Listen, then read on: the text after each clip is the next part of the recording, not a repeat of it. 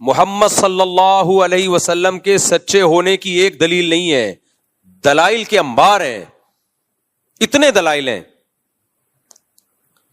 آپ جو کتاب لے کر آئے ایک حرف بھی اس میں تحریف نہیں ہوئی. اس کتاب کی تعلیمات پڑھو، نبی صلی اللہ علیہ وسلم کی اپنی سیرت، آپ کی تعلیمات، آپ کی موٹیویشن کتنی پاورفل. 1400 سال پہلے آپ نے آرڈر دیا 5 نمازیں پڑھو. آج بھی دنیا میں کروڑوں لوگ 5 ٹائم نماز پڑھتے ہیں،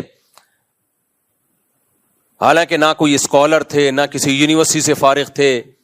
دنیا میں کسی کو اتنا فالو نہیں.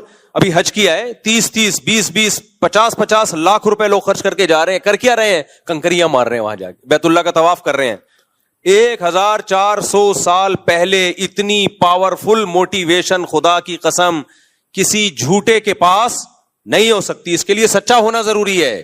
جھوٹے لوگوں میں اتنی پاورفل موٹیویشن نہیں ہوتی، اتنی بڑی تعداد. اور جو مذہب پیش کیا وہ کتنا خاندانی مذہب، جس میں صفائی نصف ایمان ہے، جس میں حلال کھانے کا حکم ہے.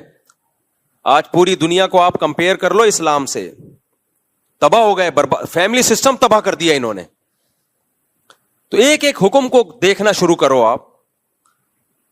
یہ تو ایک الگ ٹاپک ہے، نبی صلی اللہ علیہ وسلم کے نبوت کے دلائل کیا ہیں، سچے نبی ہونے کے.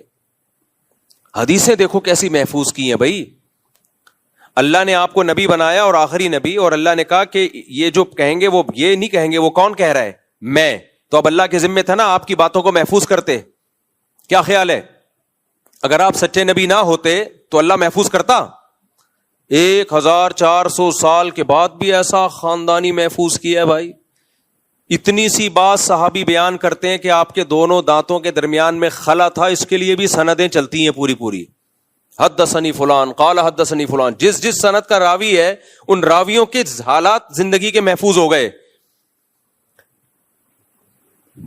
تو یہ ممکن نہیں ہے بھائی. 1400 سال پہلے جیسے روزہ رکھا آج بھی مسلمان ویسے روزہ رکھتے ہیں. 1400 سال پہلے جس طریقے سے نماز پڑھی ہے وہ سارے طریقے محفوظ ہیں. رفع الیدین والی نماز بھی محفوظ، رفع الیدین نہ کرنے والی نماز بھی محفوظ، زور سے آمین والی بھی، آہستہ آمین. یہ جو امت میں اختلاف پیدا ہوا ہے نا، یہ صحابہ میں بھی تھا. وجہ کیا تھی؟ نبی سے دونوں طریقے ثابت تھے، تو صحابہ میں بھی یہ تھا. حج محفوظ، قربانی محفوظ، قربانی کے حکام محفوظ، طلاق نکاح کے حکام، وراثت کے حکام، خرید و فروخت کے حکام. بھائی اس کے لیے تو کوئی بہت بڑا اسکالر ہونا چاہیے جس نے کوئی ایسا سسٹم دیا ہو جو آکسفورڈ یونیورسٹی سے پڑھا ہوا ہو بھائی، یا کوئی بہت بڑی یونیورسٹی اس زمانے میں ہو. نا نا نا نا نا، امی. ایک ایسے معاشرے میں پیدا ہوئے، نحن قوم امیون، جو سب کے سب امی تھے. نظام دے کے چلے گئے بھائی. 1920 میں خلافت عثمانیہ کا خاتمہ ہوا ہے. بغداد کی خلافت، اندلس کی خلافت، بنو امیہ کی خلافت، مغل بادشاہوں کی حکومت، سب میں اسلام نافذ تھا. وہ لا جو 1400 سال پہلے نبی صلی اللہ علیہ وسلم دے کر گئے وہ نافذ تھا.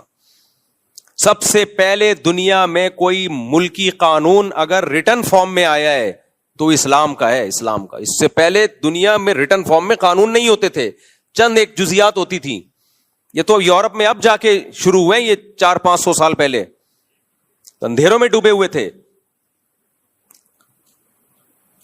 تو اللہ کے ذمے تھا محمد صلی اللہ علیہ وسلم کا سچا ہونا ثابت کر رہا. اللہ نے کر دیا. وہ اب کوئی اندھا ہو، دیکھے ہی نہیں، آپ کی سیرت ہی نہ پڑھے، آپ کی تعلیمات میں غور ہی نہ کرے، تو قرآن کہتا ہے فَإِنَّهَا لَا تَعْمَى الْأَبْصَارُ وَلَكِنْ تَعْمَى الْقُلُوبُ الَّتِي فِي الصُّدُورِ.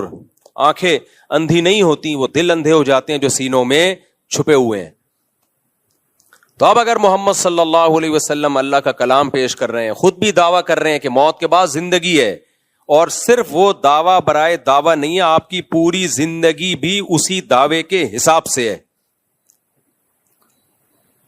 یعنی آپ نے اگر موت کے بعد ایمان کا حکم دیا تو سب سے پہلے خود ایمان لے کر آئے. آپ کی پوری زندگی بتاتی ہے، آپ کی سیرت بتاتی ہے، اسی کے مطابق آپ نے زندگی بھی گزاری. پھر اگر وہ دعویٰ کریں اور قرآن کہے کہ موت کے بعد زندگی ہے تو گواہ سے ثابت، بولو ہو گیا.